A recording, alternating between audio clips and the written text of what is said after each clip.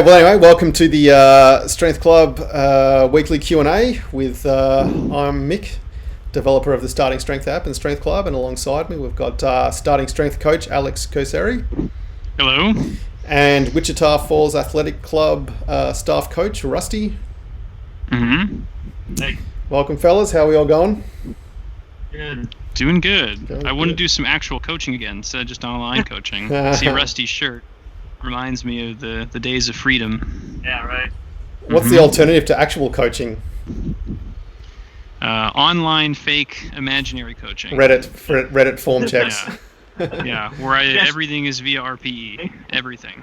Did I take my shirt? Yeah. All right, well let's roll into it. First video I've got is Alan Clark doing a squat. I think we had Alan on last week doing a bench press.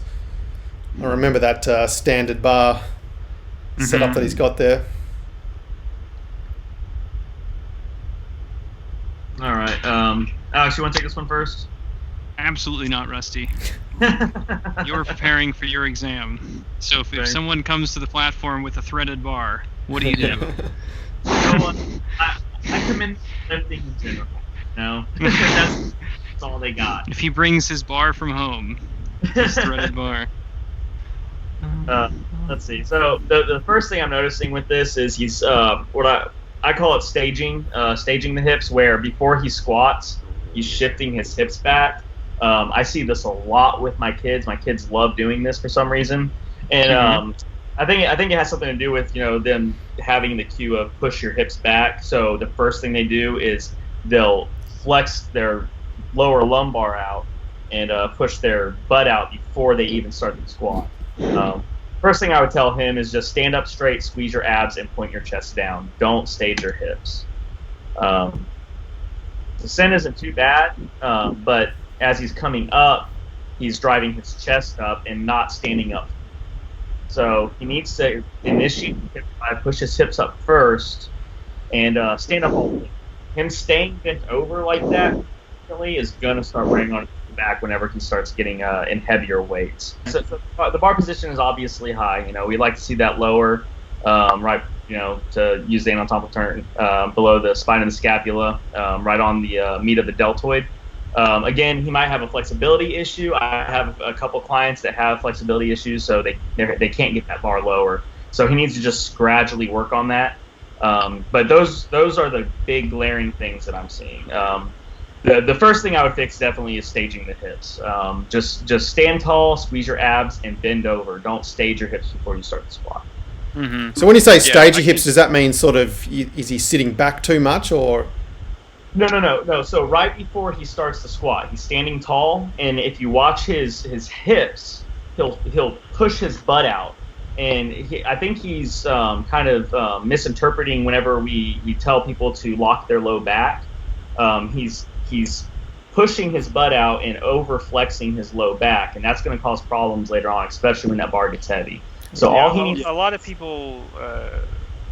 Did I just disconnect? No, I was going to say a lot of people think that setting their back or bracing will actually be moving their entire pelvis in space. So they'll think that if I need to move my hips backwards a foot away from my feet, that's me setting my back. So that's kind of a fundamental thing. But I think this is the exact amount of weight that he was bench pressing as well. I think this is just all of the weight that he may have. Yeah. And on top of that, I think that's also as high as his hooks will go, which is why he's doing it high bar, because this guy, he looks pretty tall, and that looks like a pretty short rack. So, do these for definitely, more than 5, because you could probably squat this for 1 million if you wanted to. But you may actually get some more return out of like a pistol squat and loading your pistol squat, rather than just, trying to squat what looks like 70-something pounds for, a few sets across. Because I think, if my spidey senses are telling me this may be actually all of the plates that he has with him right now, since everything's shut. So. Yeah, I think also walking the bar back into the rack rather than bending over to re-rack is probably going to do his back. Well, it's probably not that much weight to cause any issues, but if he's adding weight and does that, it's it's a fun setup. Yeah.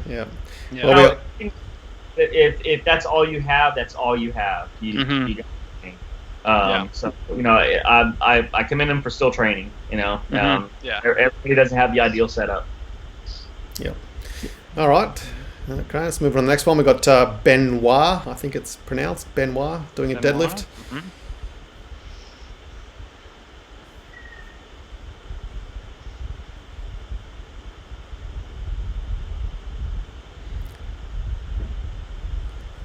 Looks like 315.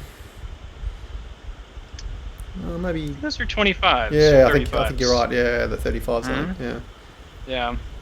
Yeah. So first things first is start with being a little bit less dramatic about it. I think you'll see a lot of lifters. They'll seat the bar really deep in their hands, and then they'll spend about 10 seconds in between each rep trying to like fidget through the whole process. Get it right in between the transition between your fingers and your palm. Lock your hands around it, and use all of that extra time to actually push your back into extension. A lot of people will focus on how heavy it feels in their arms, and they'll kind of neglect the whole, squeezing their chest up and through. So focus on that. The bar path on these is pretty vertical. Distance from the shins is just about fine. These are totally serviceable to keep adding weight. But I think that, spending your warm-ups really trying to push your chest through would probably be the most beneficial thing that you can work on right now. So, Rusty, thoughts? Yeah, I agree with all of that.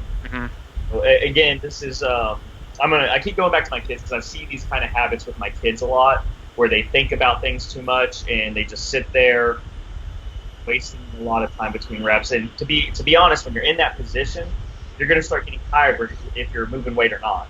So it's time. Get that breath, squeeze your back down and squeeze your chest up, keep your hips high, and then drive your legs to the floor. And as soon as you set it down, reset up again, get tight, and do it again.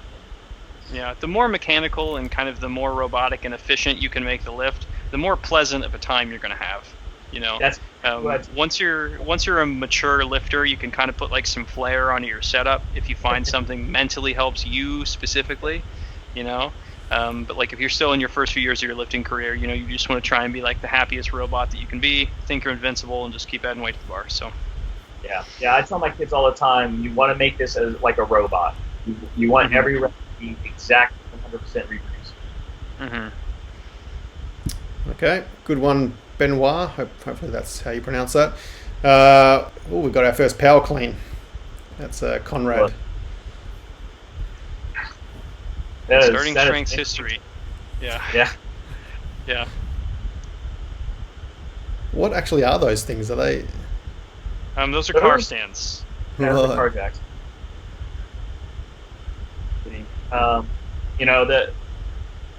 The power clean is such a technical lift. For me, it's harder to coach this by just watching it off the computer screen. A couple of things that are glaring to me is he's trying to catch it completely upright, and this is a weight that he could probably row if he wanted to, and a lot of arm pull going on in this. And he's trying to catch it completely standing up. He needs to get under the bar a little bit. Let's see. What I would say is that whenever I'll see people cleaning like this, they often think that it is kind of a shoulder and arm-based movement more than anything. The way that I like to frame this perspective is that, the bar is making contact with your thighs, and you are pushing and jumping the bar up, and you just happen to be there to catch it. Okay? Yeah. You're not really thinking about doing this motion or this motion right now, especially for people who, if you start cleaning at a weight this light, the temptation to arm pull is overwhelming, because you can manhandle this, realistically, Conrad, you can probably reverse curl this. So getting this to be more of a jump, kind of working on some hip contact or your jumping position contact, and thinking about like pushing it up and past your shoulders with the force of your jump, rather than just kind of, trying to shrug it up or curl it up. Coaching the power clean online, I like to have always introduced something, kind of in steps. If you aren't seeing someone local, making sure that each part of the process is there. So like just the jumping drills, your hip contact drills, and then starting to go from the rack position, like literally in the squat rack, down to the catch, rack to catch again. And just really make it a piecewise function that you kind of assemble together over time. See a coach if you can, I would definitely say. But these are a good start. Yeah. One thing I would also like to say is the the clean is a deadlift with a jump. And I would like to see his deadlift set up. And he needs to start deadlifting more if he's not, because that will help him dramatically with his clean. And like you said, this weight is just too light to where he's just pulling the bar up and then pushing his elbows forward. If you can catch a clean standing 100% up, it's not heavy. That's my take on it. You need to be able to catch it athletically for it to be a power clean. And he's just standing up with the weight. Yeah, he looks like he could throw that thing up through the roof, I reckon, with that weight. Which is cool. Yeah. So you got that going. Yeah. All right. Thanks, Conrad. Next, we've got Eric Carpenter benching.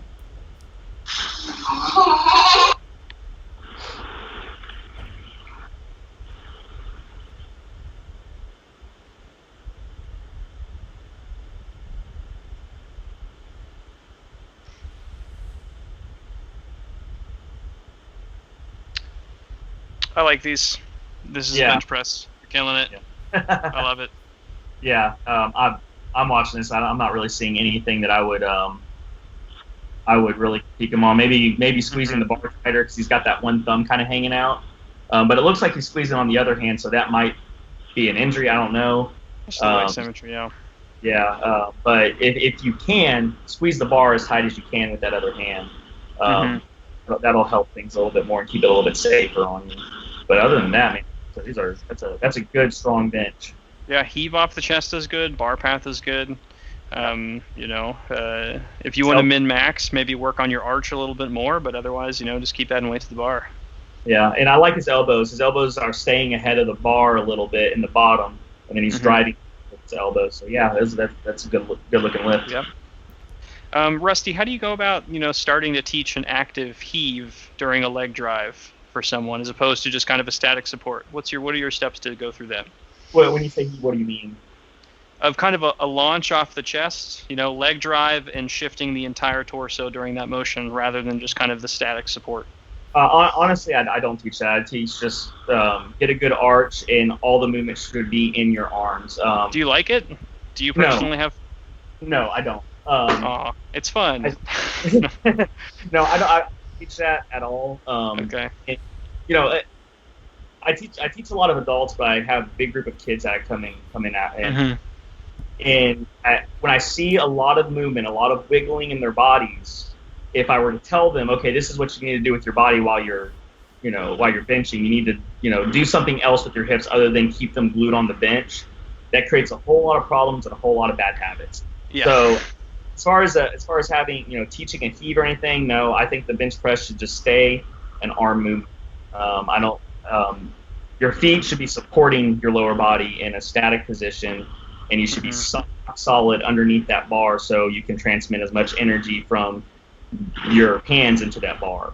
If there's a lot of wiggle room, I think that just can create really bad habits. Yeah, I definitely think that we were kind of talking about this with the Benoit Deadlift too, is that, when you're a more mature lifter, you can kind of add, different flavors for these things. And depending on how athletic you are, that may be 5 months into your lifting career, and then, if you're a bit of a motor moron, that could be 5 years.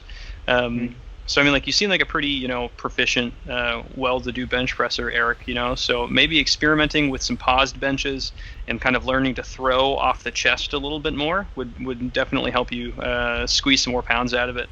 Because the heave that you're doing now seems a little bit more reflex-based than planned. If you watch a lot of powerlifters who are, they're better bench pressers than they are strong,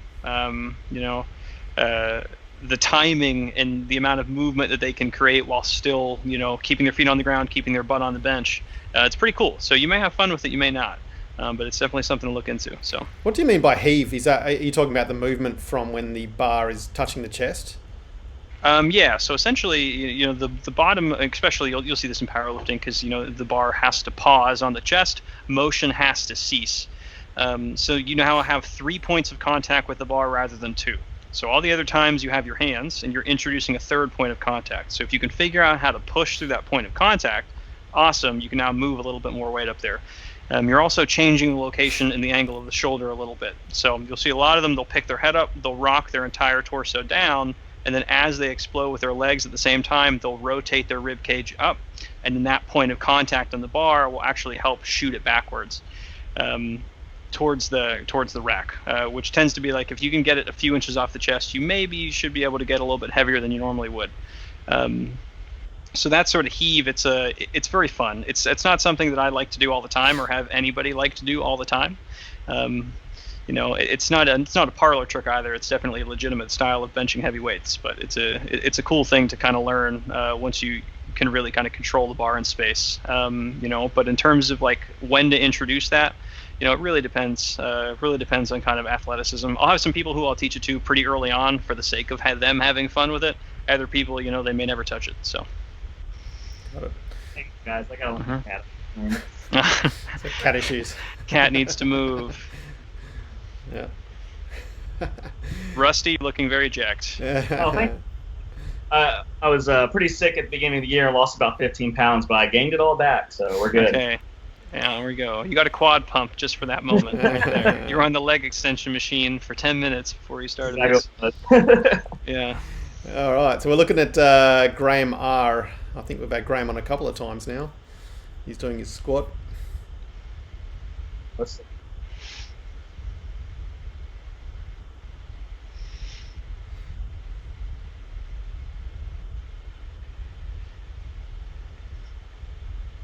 Risty, I think my video started a little bit later than yours did, so you can take this one off to start. Yeah, I'll go and take it. Honestly, I think this looked pretty dang good. His squat depth's good. His knees are stopping where I think they need to stop. Let's see. He is getting into his chest a little bit in the later reps. I think if he stays in his hips, that bar speed will be a little bit quicker. But for the most part, I really like these. I just think he needs to drive his hips a little bit more in those later reps, especially. Mm-hmm. Now you can catch it on some of the frames, essentially on his ascent. Your face is starting to pull up, and I think that's causing most of the chest drive on these. You know, like Rusty was saying, if you can stay a little bit more in your hips, you'll be golden. A good landmark for you would probably be to like look at the intersection between the floor and the wall. You can just stare right in that little corner. That'll be a good place to anchor your face. You know, and for a lot of people, they'll still be able to pull their head up, you know, even if their eyes stay down, and then they'll still drive with their chest by a good bit. So, you know, aim your entire face down there, and then these should turn out pretty well. But knee position, if Rusty likes your knee position, then it must be okay. So, knee Nazi. But, you know, yeah, everything else looked good. Cool. Good work, Graham. Mm-hmm. Yeah. All right. We have Miriam. Miriam's Deadlift.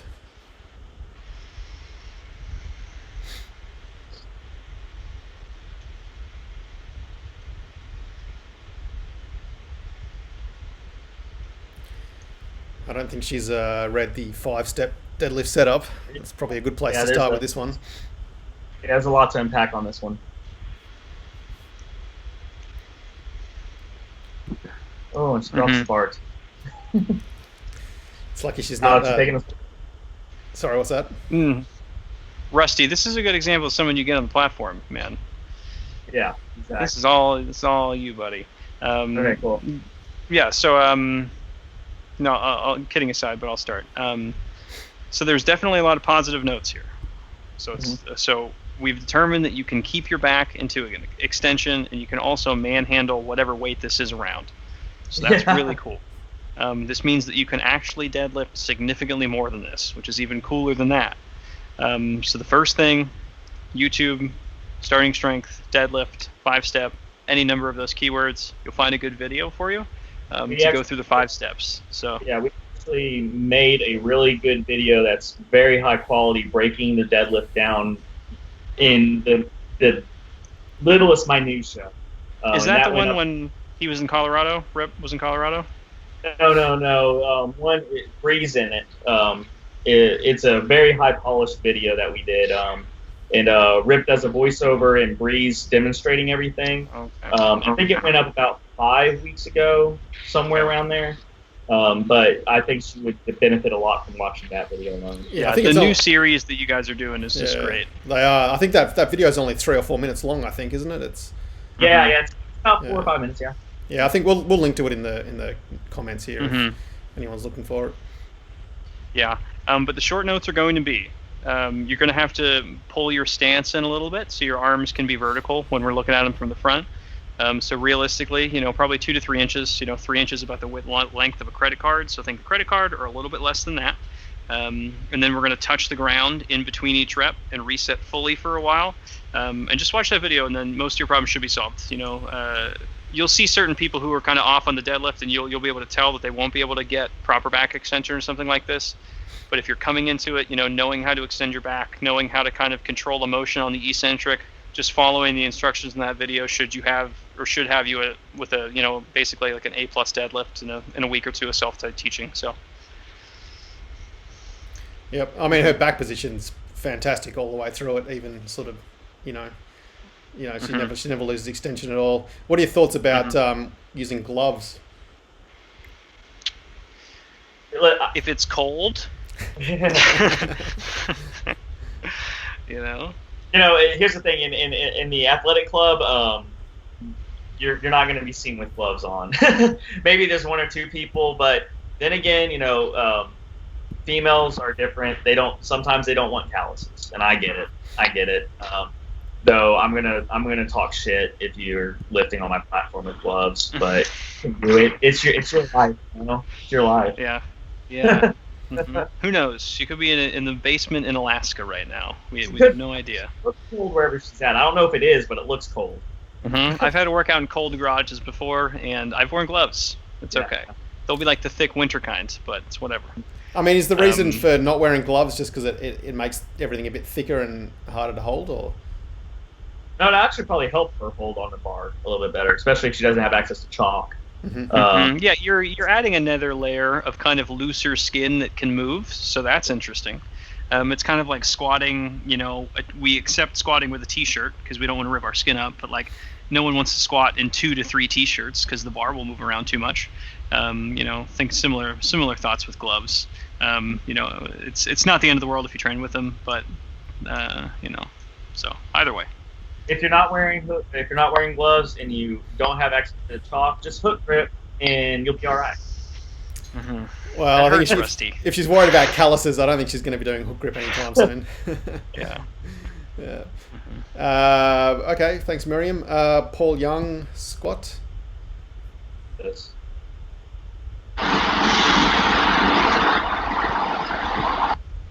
Paul is our resident Maryland guy. Yep. Or Maryland enthusiast. I don't know if he lives there anymore. How do you know Paul? Oh, that's the flag. That's okay. Flag. Yep. All right. First things first, Paul. You can widen your stance, man. You are super narrow, especially for how big of a guy you are. You kind of want your heels about shoulder width apart, maybe just slightly in your shoulders, but you look pretty narrow. Let's see, one other thing. Your hand position, again, this could be a flexibility thing, but putting the bar way back here, I think is potential for wrist injuries or at least wrist pain to start developing. So I would definitely work on your flexibility and try and get the meat of your hand on that bar. We have some videos on the Starting Strength YouTube channel about that. Also, a little more hip drive. If you bend over sooner, I think it will put you in a better position in the bottom to start driving your hips straight out of the hole. I think with the stance that narrow, a lot of people will call these like cyclist squats because it's just all quad. It's kind of that high bar, low bar mix. It's hard to present any amount of hip drive like that. It's hard. So I think if you widen your stance, like Rusty said, about 2 or 3 inches in totality. So if you think, even if you just do your normal walkout and say, oh yeah, I gotta widen my stance up, inch here, inch there, likely be miles better. You'll be at depth, and then you'll probably hip drive on your own. It just kind of happens on heavy squats. You don't have to keep your hand perfectly kind of vertical like this during the squat. One thing I like to say for people who are a little bit more inflexible is if you make a line from your pinky to your thumb and you turn your hand out like this. So aim your fingers at the upright, It normally allows most people, even with pretty inflexible shoulders, to kind of get their wrist a little bit straighter. And if it's like super severe, just keep bending it back like it is now. The wrist position is subsequent to everything else. So widen your stance up, get to depth, and you can work on the rest. So. Okay, awesome. Thanks, Paul. I wonder what's in those gas bottles he's got going on there. Let me say one more thing, Paul. And this again could be because his feet are so narrow. I'm having a hard time seeing his knees, and yeah, I'm guessing on the knees. But it does look like his knees are way, way forward.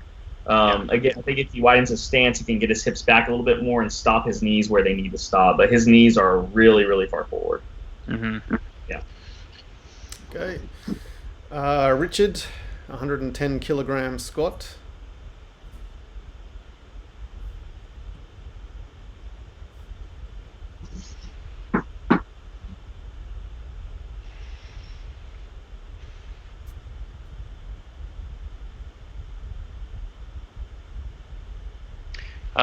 Go to Starting Strength's website or Google. I think that would be good too. And then look up identifying thoracic extension in the squat, comma space, Bill space, Hannon. You'll find a really good article telling you exactly what you need to do. Yeah. Rusty, do you want to cover the practical portion? The practical portion is depth. He's definitely stopping either at parallel or slightly above parallel. Mm-hmm. Also, and this is a thing that I see with a lot of people because the whole we look down thing, where they end up looking straight down sometimes. When he's coming up on his later reps, he starts looking at his feet a little bit. Might have been on the last rep. Yeah. So a lot of people, they'll think they're deeper than they are because their frame of reference is right in between their feet. I used to do this too. You kind of punch your head down to the ground. Is a misinterpretation of the whole lean over thing. So, find that article like I mentioned. Pull your head back over your shoulders. Think about giving yourself a double chin. For some people, that's easier than other people. If you already have one, that sucks. Think about giving yourself a triple chin, possibly in that case. But with that, your torso angle will probably correct itself, and you'll feel a little bit more comfortable sinking the remaining 1.5 to 2 inches to depth. But I think all the problems here start from the upper back. So. Yeah, and I'm going to try and demonstrate this real quick. So this is something that I show people whenever they're looking straight down. You can see up my upper back right here. If I'm looking a little bit more at an angle, if I look straight down, my upper back's been around. So that's a problem, and that's something that's easily correctable. But like you said, he needs to go read that article, and that will help him dramatically on this list. And get. Mm-hmm. Yeah, it's weird, but it seems like Starting Strength has a lot of articles on almost all of these problems, virtually every one. Hey, we'll put ourselves out of business if you keep saying stuff like that. Yeah. Okay, thanks a lot, Richard. Scott Burnley. I feel like we've seen this video before, but for some reason I had it queued up. I mean, I just remember the baby rocking in the swinger thing. Mm-hmm. It could be a different video. Yeah, he may have resubmitted. Yeah. No, it's the same one. It's the same one? Same exact. All yeah, right. I remember this squat to a T. But we can talk about it anyways, because it's still a cool squat. All right, take it away, Rusty. Let's take a look. It's your favorite thing. Oh, his knees moving the whole time? Yeah. He gets that knee bump right at the bottom. Yeah, it's at the bottom. What it is he's afraid of sitting his hips back and stretching back in the bottom with his hips. He's letting his knees go forward the whole time and bouncing off his knees when he should be bouncing off his hips.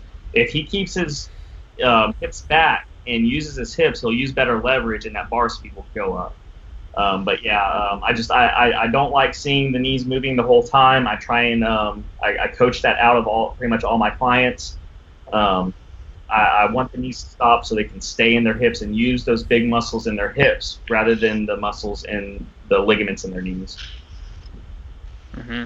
Yeah, hit the nail on the head there. Just think about sitting back in your hips. In terms of faster cues to get this to work, think about picking your big toe up inside of your shoe, not letting it touch the ground. It's really hard to get onto your knees and push weight onto your toes with your big toe completely off the ground. Don't try this on your working sets. Try it on your warm-up sets. See if you can feel that correction. So don't jump up to 355 and then be like going to make a dramatic change. So on your warm-ups, keep those toes up off the ground. 90% chance you'll be able to feel everything through your hips after that point. So I think you bring up a very valid thing that needs to be talked about how a lot of these issues are going to be fixed during your light days and your warm-ups. It's hard to fix big issues on heavy weight that you're struggling with. And another thing that when you're in the bottom of the squat, you should feel in your hamstrings that they're getting tighter. If your knees are way forward and you're closing that knee angle, your hamstrings aren't going to be as tight as they need to be. So you need to be feeling that hamstring tightness. Yeah. Yeah, the bottom of the squat, not a comfortable place to be. Luckily, you pop out of it pretty quick. Yeah. Unless you pop your hamstring, then you're yeah, you got some bigger stuff to worry about, I suppose. Yeah. Cool. All right. Thanks, Scott. We've got another Scott Gammett. I think we saw him squat. Yeah, I think we did. Is this the? Yeah. I could be wrong. I actually think I'm wrong. The garage looks different. No, I think we did. We definitely had a video from this guy. We've had a video from this guy It's just before. a different angle. Yeah. Okay. Yeah. All right, Rusty. I believe in you. All right. Well, it's the same thing that we talked about with Miriam. He needs to watch a video on our YouTube because basically what he's doing is he's just bending over, grabbing a bar, and then picking it up. Ripping and ripping. Yeah, he's ripping and ripping it. Which is something I love to yell at my kids whenever they're about to hit something heavy. Learn the 5 steps, the setup on deadlift, and you'll be able to lift so much more weight. It's probably going to be kind of shocking to you, but these are straight, you're picking up weight. That's all you're doing. So a few things, and I know that large form resets can be conceptually kind of weird because you've spent all of this time working on this one thing. It's clearly worked an amount for you. Otherwise, you wouldn't be doing it. So this is 315 on the bar. You're a giant dude. You'll be able to pull much more than that, given the correct timing and spacing and mechanics. You just kind of have to trust it for a little bit. Worst case scenario, you spend 3 months learning a new thing and it's somehow worse for you. You go back to it with extra experience under your belt. You know what you don't like, but give it a chance. Figure out the mechanics from a different perspective. Your feet are maybe a little bit closer, your toe angle maybe a little bit more severe, but learning to focus on that thoracic and lumbar extension. And I also think these are double overhand. I don't think this is hook grip as well. You're not really finishing any of these reps completely, so getting your shoulders behind the bar, so if you don't want to completely, rework your form, at least do that part, switch to an over-under, switch to straps, switch to hook, whatever, get your shoulders behind the bar at the top, but I would definitely recommend getting the starting strength resources and then seeing where to start with your deadlift. So. And one thing, being a bigger guy, it might be a little more uncomfortable getting into the starting position of a deadlift the way we're going to teach you. But you will benefit way more than being uncomfortable down on the bottom because people are so scared to get uncomfortable in the bottom when that's just a part of the lift. It's not supposed to be comfortable. If you're comfortable, you're doing it wrong. And just bending over, grabbing a bar, and then standing up with it, you're not allowing yourself to get any kind of tightness to protect yourself from that. Yeah. All right, thanks, Scott. Next we've got Seth doing a press. I think he's gonna clean it. Yeah. Well. Yeah, buddy. I'm excited for this. I think we've had Seth on before as well. I think we had his squat on last week.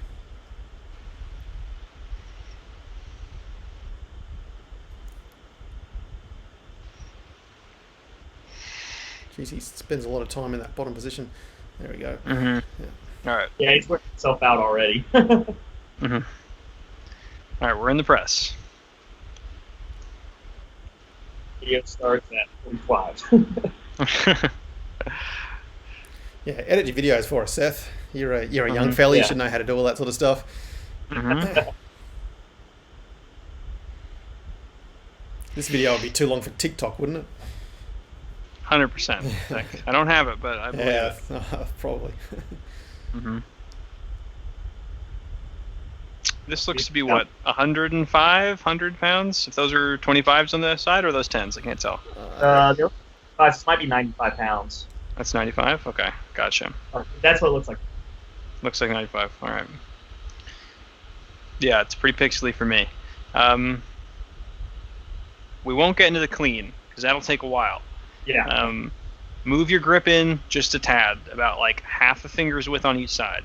Next is to stop thinking as much, and regardless of what you're doing, no matter what the lift is, standing there for 10 seconds prior or before or after a rep, it's a no bueno. So just start doing something. The strict press mechanics are okay for you just to keep on keeping on. I will say, don't think about punching your face through. So you're starting just to ram your head forward as opposed to shrugging your shoulders up. So even when your arms are down here at rest, just forget your shoulder, bring it up to touch your ear. If you can do that, you will be able to do it overhead.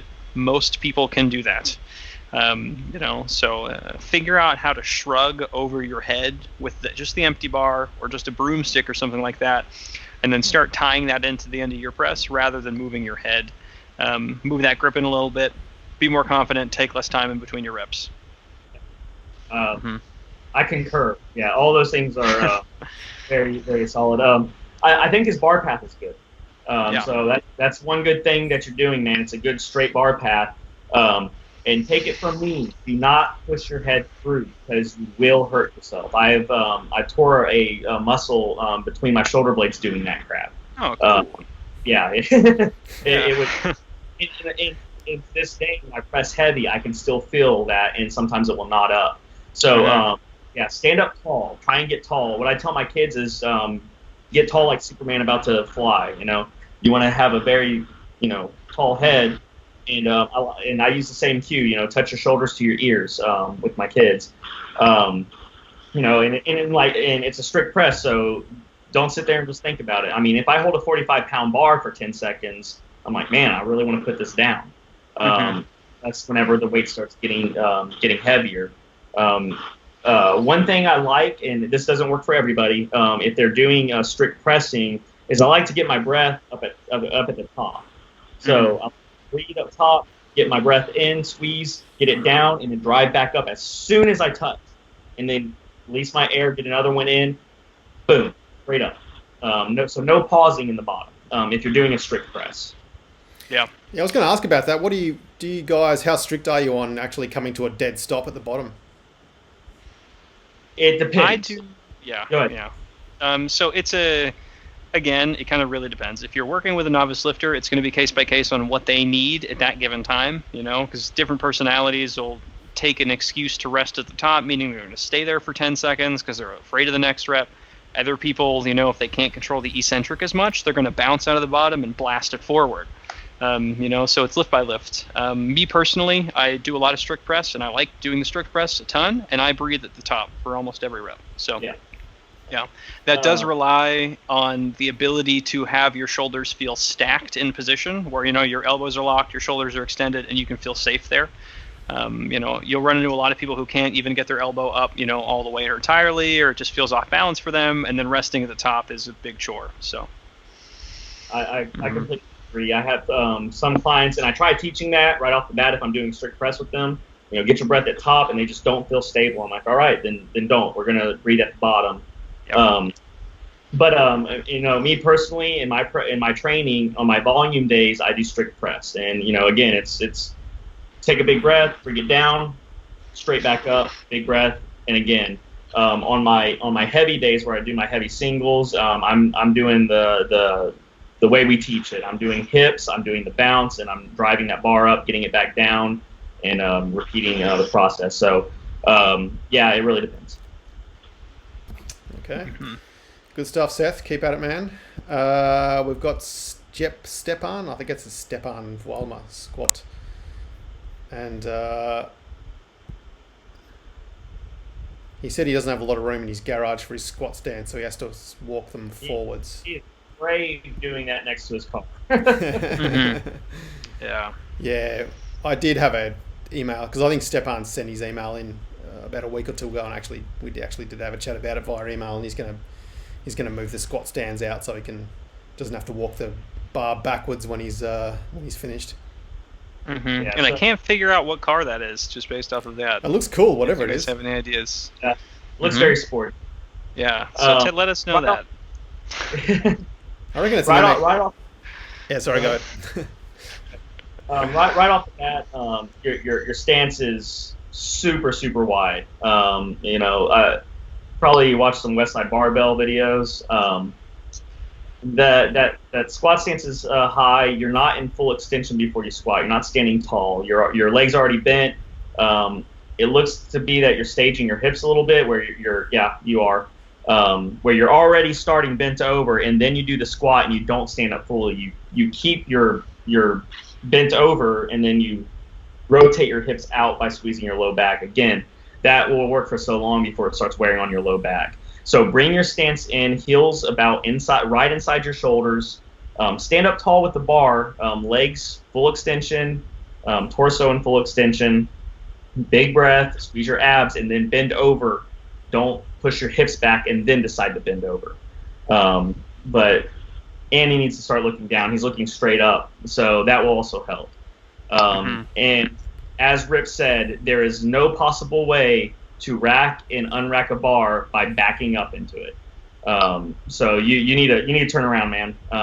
Yeah, it's dangerous, and I would hate for you to miss a hook and then drop a bar on your low back, because that could be a bad day. Mm-hmm.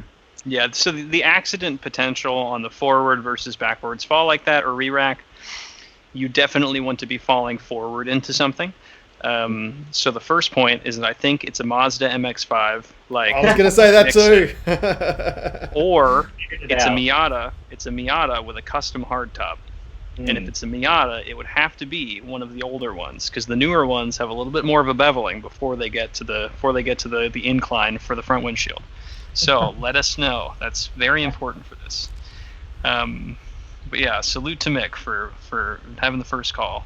But yeah, so definitely narrow the stance up. You're already doing hip drive, and you're already you're very deep for that stance width. So if you just move your stance in, you will not have a problem getting to depth. The hip drive will likely solve itself. So really just kind of the two big tasks for you right now. Turn around, move your stance in a little bit, and then aim your face down.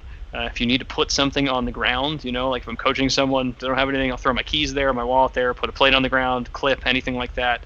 Just something that you can aim your entire face at. And then, the previously mentioned two, and you should be good to go. Yeah, I think squatting in jeans is not a great idea as well. So, I squat in jeans all the time. Please do not. What? I need to know. Do not disregard that. What was that? What brand do you use? Because Levi's, I think it's 514. I think it's 514, but I also only weigh like 175 pounds. Yeah, they are pretty stretchy. Okay.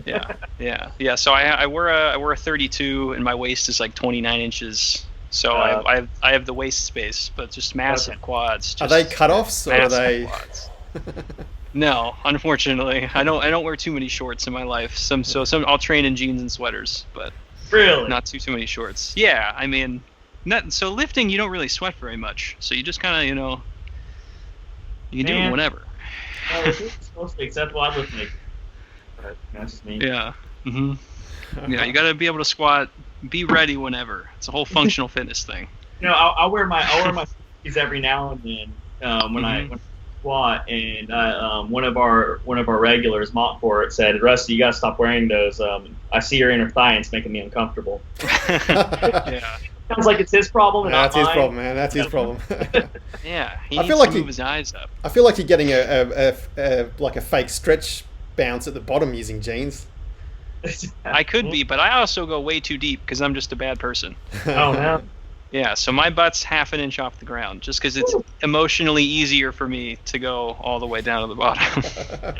I think you've just lost your SSC. It's just been revoked. Yeah, I have to mail it back. Yeah. Okay. Oh, here we go. I've got Tom Jardine, log squat. I think this is the second time we're seeing Tom. Are we skipping Tameem? We'll come back to Tameem. Yeah, we'll get Okay. Tameem last. Yeah. Well, Tom Jardine is like one of my favorite humans on the planet, just because he's a fucking monster. Mm-hmm. It's awesome. I love watching this guy lift. He's got concrete. He's tied some cinder blocks on. He's got cinder blocks on it as well now, just extra. Oh, so it seems like you did the straps thing, like I mentioned the last time. Way to go! I love it. Yeah. Yeah, straps around the bar is really the way to go. Oh damn!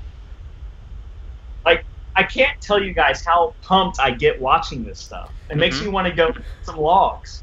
Yeah, it's great. We need to get the Rocky music, as a background to this. I think it's or Eye of the Tiger or something like that. I can't say anything negative about this. I really can't. No, if they're actually pretty good squats, man. It's just too badass. Yeah, salute. Tom's allowed to wear jeans for these squats, I think. Mm-hmm. Oh, yeah. Especially because wherever he's lifting it's cold as hell, which just adds to the manliness factor. Yeah. And then we're finishing off with a good old Tameem Z. Yeah. All right. So you're all happy with Tom's squat? No other feedback for Tom? Oh no, man. You do you. Yeah. Tom, you do you. You keep doing cool things. Every lift he can, because just watching him makes me excited. Mm-hmm. Yeah. Start some sort of page that everyone can follow. Yeah. Follow that in a heartbeat. In fact, I'm gonna probably see if he's on Instagram. Yeah, we might upload it Instagram. All right, good job, Tom. Keep them coming. Tameem Z. He had a couple of questions. I think he said he has a pain when he's squatting on the outer side of his knee, then it goes away. Is that normal, and should I ignore it and continue? We'll address the second question after we've looked at his squat. Okay, gotcha. All right. Did you watch the squat yet, Rusty? Yeah, I'm watching a little bit of it, and it's hard to tell from this angle, but I would bet money on it that he's too wide, and that could be a big reason why his knee is hurting. If you're too wide, it's going to be really hard to push your knees out to where they need to be, and you're going to get knee pain, and that's going to mess with your knees. So I would definitely fix the width of your stance. Again, it's hard to tell from this angle, but it looks like you're too wide. Also, let's see. I'm just not sure if he knows where depth is conceptually. I think the stance width is actually quite fine, because it was wide, and then he moved his feet in about an inch, his right foot. He pulled it in. Yeah, I pulled in, but even pulling it in, I still think he's a little wide. Again, it's hard to tell from this angle, but see, on that about the third rep, he walks it in a little bit, but I still think he might be a little bit too wide. So normally, if I can cut you off, Rusty, I'm sorry. Please don't be mad at me. So normally, knee slide, in my opinion, is a symptom, and it is not really the cause of most anything. So a lot of the times, the knee slide will be kind of a symptom of torso angle, or the trainees attempt to position their hips in space in some direction. Same thing with the torso angle. So if they're thinking vertical torso, they're thinking hip movement, the knees will oftentimes just move as their own way. In this one, I actually think it is knee side first that is causing the rest. I would be very interested to see how your depth is just with the bodyweight squat or just with a bench squat, if center of gravity is a little bit too weird. But think about holding your knees back and dropping your hips down right in between your heels, and you'll likely be able to get down there. I would just be interested to see it without the bar, rather than I think this is 155. So what do you think, Rusty? You think I'm wrong? Hopefully I am. No. I agree with you. I think his knee slide is causing everything else. One thing that I like to tell especially my male clients, and I might have brought this up before, is think about dropping your nuts straight to the ground and then sitting your butt back immediately as hard as you can. If you do that, your knees and your hips will break at the same time, and then you have to keep sitting back to stop your knees. So I think that might help him a little bit. He needs to get his knees out so he can create a little more room to get depth, because depth is not happening, and a lot of that has to do with the fact that his knees are reaching way too far forward. Yeah. Those are the major things that I'm seeing. So you think getting a video sort of from that oblique back angle would help you guys next time he submits? Yes. Yep. Yeah, there's a lot of context clues that you can use from an angle like this to figure out the stance width. It's kind of just like, how long does that, back pad look in relationship to the frame, in relationship to kind of the distance between the squat rack, and you kind of, everyone does a little bit of brain math to figure out how wide these things are if we don't realize it. I personally think it's not the stance width, because the fact that, even if the stance was a million miles wide, if it was too wide, it would almost stop the knee slide. It's really hard to have dramatic knee slide when your stance is super wide. And if the stance was too narrow, we would be able to see your thighs running into your belly a little bit too early. So I think that the stance width is more or less okay. I would just be interested to, reevaluate from a bodyweight squat or, from an empty bar squat and then go from there. So. One thing I do want to commend him on is taking off the bar pad. I see it laying on the ground. For real, yeah.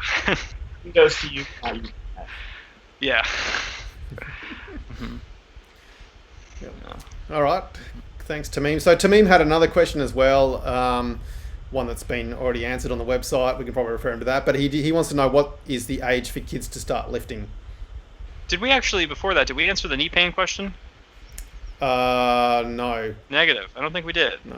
Outer knee pain. So lateral knee pain in the squat. What do you guys think? I think that a lot of that has to do with his form. I think if he cleans his form up, chances are his knee pain is going to go away. He needs to deload. He needs to take some weight off that bar and fix his squat. Rusty. Yeah. I don't know if you know this or not, but form is not related to injury, even conceptually. Okay? There's some very good sources out there that say that no matter where you put the barbell, if it's in your mouth, if it's in the top of your ear, on the top of your head, no matter what you're doing, you'll be okay. So who knows? In these trying times, it's a hard question to answer. Yeah. Okay. Is pain a social construct? Yeah. Mm-hmm. Pain is a construct. Okay. Now, Exactly, yeah. I think he needs to fix some things and then reevaluate how he's feeling after that. Yeah. No, I completely agree with Rusty there. These are very knee-heavy squats. Your knees are moving through the motion. You're controlling the eccentric almost entirely with your knees. You're putting a lot of moment on them, a lot of force. And regardless of how you want to classify that, I would guarantee you that if you modify the way that you're doing that exercise, you'll likely feel better with your knee. The good sign is that it's not carrying throughout the day. So if you're having like significant knee pain during the squat, if it's amplifying rep and you're just totally fine the rest of your activity, that's super cool. Good news. So all that's indicating is that like, hey, the way that you're doing that exercise is related to the way that you're having pain. Maybe change that up. So yeah, definitely. Yeah. Mm-hmm. Yeah, you can see that bar just dropping forward the whole way through that squat as well. Yeah, the whole system just kind of shifts. Yeah. Mm-hmm. All right. So Tameem had another question. He wants to know what is the age that kids can start training? We kind of touched on this last time I was on. Again, I train a lot of kids, and kids can't train. Okay, they can't. They are getting stronger no matter what because they are growing. When you get kids into the gym, they're practicing. They're practicing good habits. You're practicing form. They're going to get stronger no matter what. It might help a little bit, but it's going to be very minor.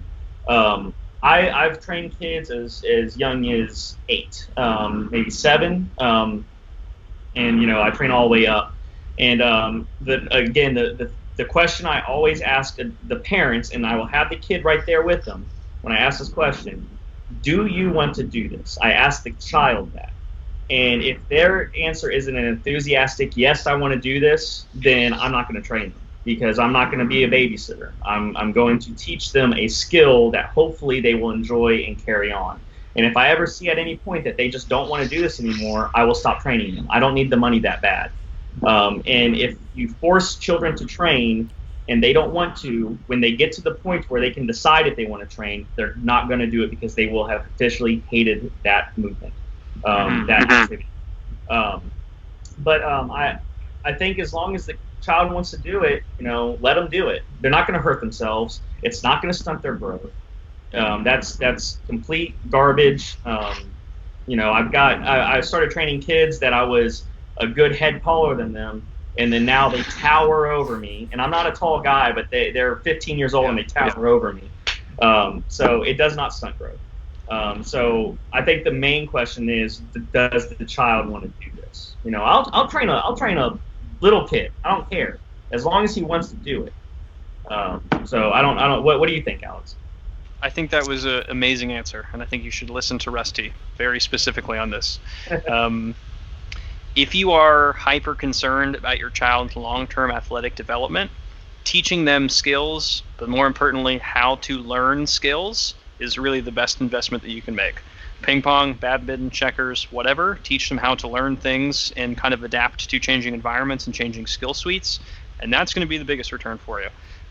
If you like barbell training and they're around it, you know, and they like you, they will grow to like that as a concept, and then, you know, you guys can just start doing it together. It doesn't need to be a super serious thing, you know, but definitely treat it like play, and then literally everything that Rusty said, and exactly that. Yes. So Chase would have been 6'7" if he hadn't started lifting at 13, right? Yeah. Exactly. He would have pressed like 550 instead of 350. All right, well, that's. I think we're done. So thanks a lot, fellas. Good to see you again, and we'll be back next week with another episode. So everyone out there, Alex, how do people get in touch with you? Yeah, you can just go to my website. We'll throw a link into the description for that. I work with a lot of people who do sports. So if you're doing some sort of like power sport, if you're doing like a weightlifting or a powerlifting, or if you're doing something like grappling or martial arts, I'd love to be in contact with you. Or if you're just trying to argue the nuances of programming with someone, feel free to shoot me an email. And Rusty, where do people find you? Well, don't, because I'm busy.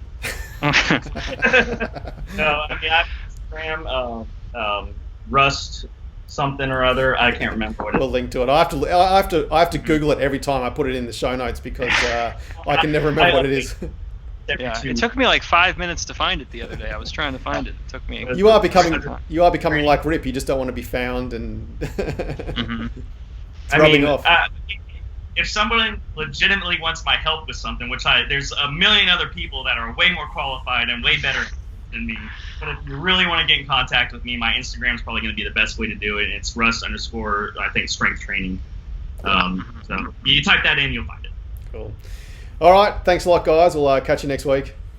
All right, you guys. See ya. See ya. Thanks.